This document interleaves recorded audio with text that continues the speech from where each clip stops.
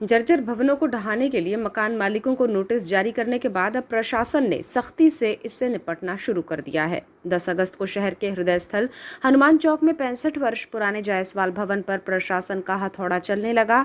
विरोध की आशंका को देखते हुए भारी पुलिस बंदोबस्त लगाया गया था। वहीं कई कर्मचारी सुरक्षा प्रबंध में लगे हुए थे।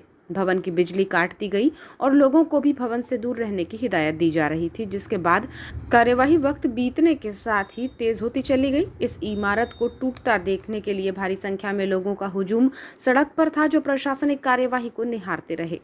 जिला प्रशासन, पुलिस विभाग और नगर पालिका की संयुक्त कार्यवाही के तहत बीते दिनों साईं मंदिर परिसर में इसी तरह जीर्ण शीर्ण भवन को ध्वस्त किया गया था, जिसके बाद शहर में चिन्हांकन करते हुए 7 ऐसे भवन इस श्रेणी में रखे गए थे जो कभी भी गिर सकते थे। इन भवनों में जायसवाल भवन हनुमान चौक, राजघाट चौक में सूरज भवन, इतवारी बाजार में होटल हीरावत, मेन मार्केट में स्थित सेंट्रल लॉज, संतोष हार्डवेयर और पुराने राम मंदिर के पास स्थित ओम मेटल बर्तन दुकान को चिन्हित किया गया था, जिसमें से सूरज भवन मकान मालिक द्वारा स्वयं सुधार करवाया जा रहा है, जबकि अन्य भवनों को लेकर 24 घंटे के भीतर खाली करने का नोटिस दिया गया था।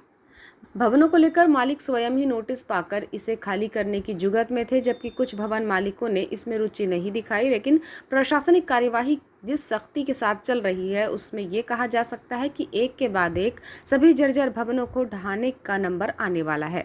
ऐसे ही संकेत 10 अगस्त को हनुमान चौक स्थित जायसवाल भवन के सामने भी दिखाई दिए, जिसमें भारी दलबल के साथ प्रशासनिक दस्ता सड़क पर उतरा और कार्यवाही को अंजाम देना शुरू किया गया। आपको बताएं कि बीते दिनों सागर में मंदिर परिसर में शिवलिंग बना रहे बच्चों पर मंदिर के पास भवन की दीवार अचानक ही गिर गई थी।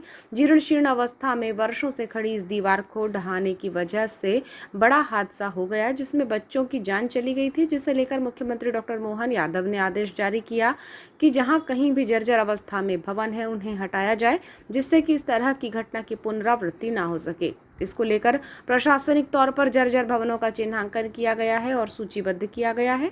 एसडीएम गोपाल सोनी ने चर्चा में बताया कि फिलहाल 7 भवन जर्जर अवस्था में है, जहां लगातार कार्यवाही होती रहेगी और इन भवनों को गिराया जाएगा, जिससे कि जान माल की हानि ना होने पाए। उन्होंने बताया कि सुरक्षात्मक तरीके से कार्यवाही चल रही है।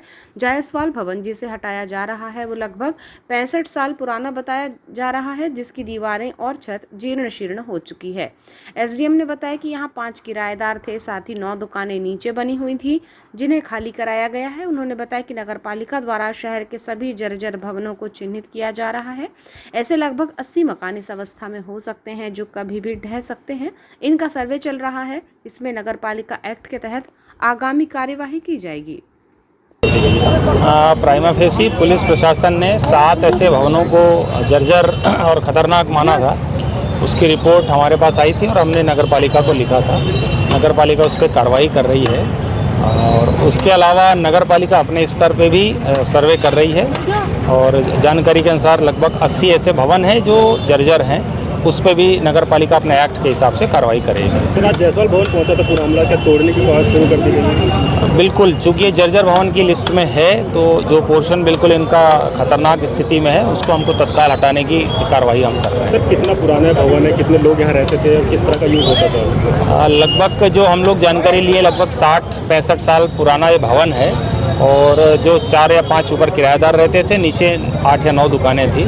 उन सबको हमने एहतियातन सुरक्षा के रूप में वहाँ से हटा दिया है और यहाँ की जो इलेक्ट्रिक सप्लाई है उसको ही बंद कर दिया है, ताकि हम लोग अपना काम निर्विवाद रूप से कर सकें। सर, जो लोग रह रहे थे यहाँ पर, उनकी भी कुछ व्यवस्था करी है कि प्रशासन ने वैकल्पिक तौर पर? देखिए, वो प्रशासन की तरफ से अगर वो हमसे चाहेंगे तो हम बिल्कुल करेंगे, लेकिन उन्होंने अपना खुद का व्यवस्था कर रखी है, तो वो उसमें जाएंगे। सर, कितने प्रतिशत बिल्डिंग टूटेगी? 3 फ्लोर की जो बिल्डिंग है, अभी हम लोग शुरू करेंगे काम। जैसे भी होगा, जो टेक्निकल अमला हमारा है वो एसेस करता रहेगा, जो भी डेंजर पोर्शन रहेगा वो हम हटाएंगे उसको।